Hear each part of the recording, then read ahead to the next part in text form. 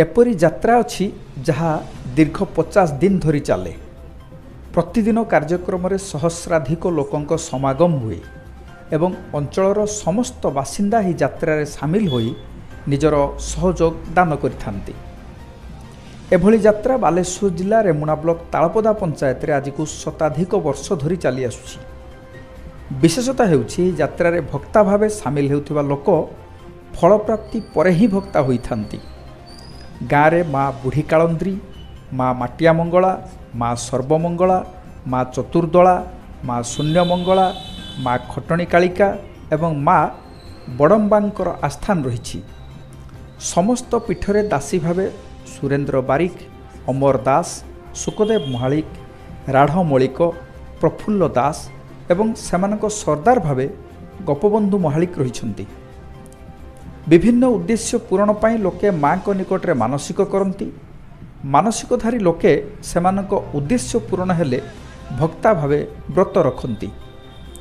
एही पर्व माँ को आदेश रे किछि वर्ष अंतर रे पालित होता है। चलित वर्ष माँ बुढ़ी कालंद्री आदेश मते मई मास 1 तारिख पाटयात्रा आरंभ होता। समस्त पीठर भक्ता मानक सूचना दिया सहित गाँव में यही दीर्घ दिन धरी चलुथिबा पाटयात्रा पई एक कमिटी गठन होता।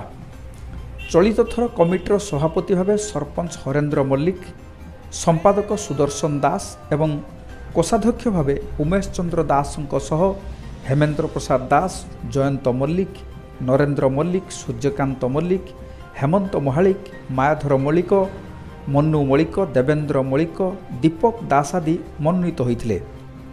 मुख्य पुरोधा भावे विपिन दास आदि कार्यक्रम परिचालना करथिले। माँ को पीठ निकट में प्रथमे पारंपरिक वाद्यरू पाटयात्रार आरंभ होता है। प्रति संध्यारे पारंपरिक सांस्कृतिक कार्यक्रम पाला, दासकाठिया आदि अनुष्ठित होता है।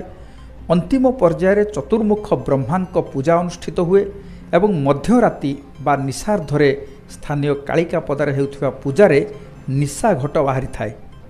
सही घट नेउथिबा दासी को गाँवर महिला माने बंदापना करती। परदिन नियापाट बा नियारे चलिबा व्यवस्था करा जाए। 16 हाथ लंबा एवं 5 हाथ ओसार रे गात खोला जाई सेथिरे बर काठ को पोड़ा जाई निया प्रस्तुत करा जाए एवं भक्ता माने सही निया उपरे चलती। चलित थर मानसिक करी फल प्राप्ति होइथिबा 575 जन भक्ता राति तमाम नियारे चली गोटे पटरू अन्य पटकू जाइथिले। नियापाट देखा जिला तथा जिला बाहर हजार हजार लोकों समागम होता। बुधवार फूलपाट सहित दीर्घ 50 दिनर उत्सव उद्यापित होइछि। कार्यक्रम रे अतिथि भावे विधायक गोविंद चंद्र दास जोगदे पीठ को एक दर्शनीय स्थान रे परिणत करने को उद्यम करिवे बोली कहिथिले एवं गाँ को एक आदर्श गाँव रे परिणत करने को समस्त को परामर्श देथिले।